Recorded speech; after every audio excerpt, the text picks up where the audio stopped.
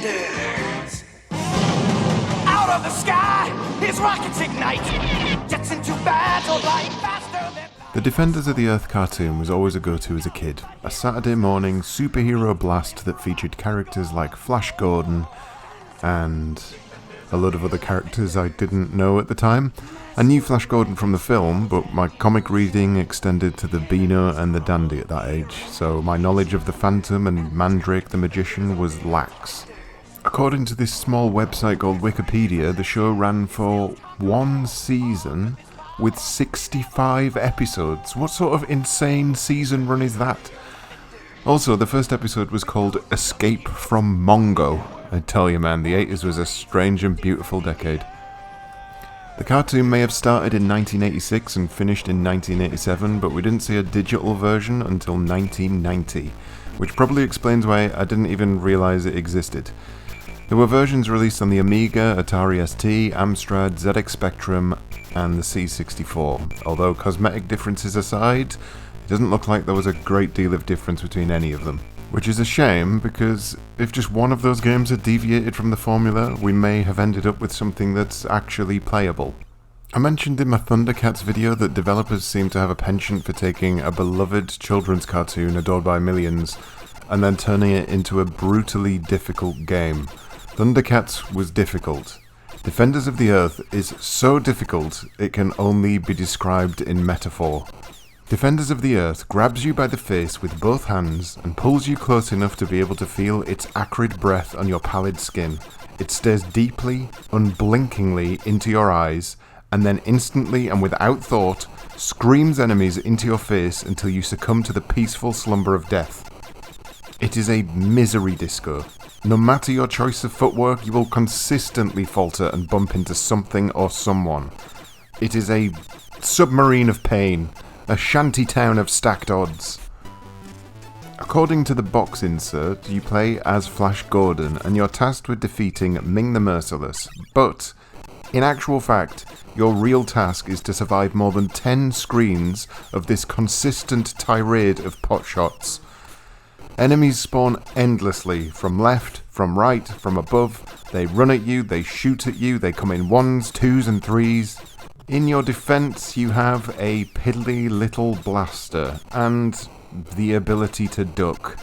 But most important of all, you have the ability to run. Run as fast as you can. Run and run and run and shoot and don't stop, because even attempting to play tactically holds no joy here. Staying on a screen for too long will activate the alert system, which essentially means an unavoidable missile is constantly fired at Flash Gordon's delicate frame.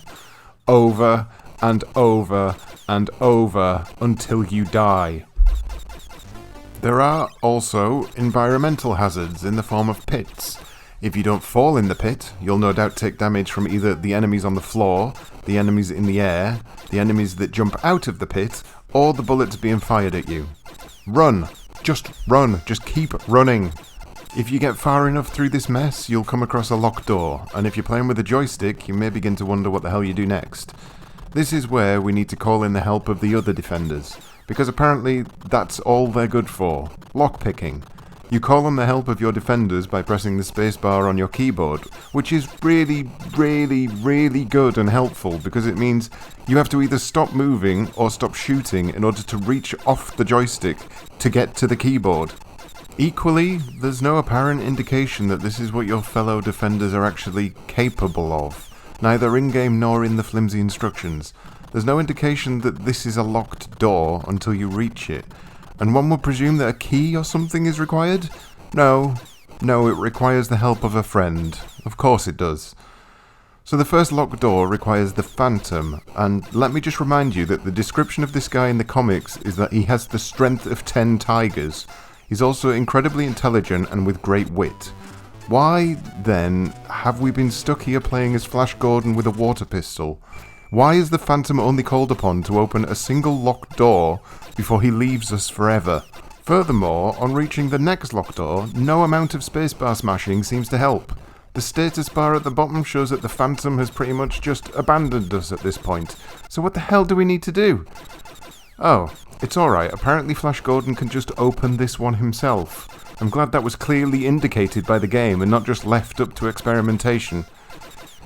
A bit further on, we come across another locked door, so we request some help again, but accidentally leave the screen.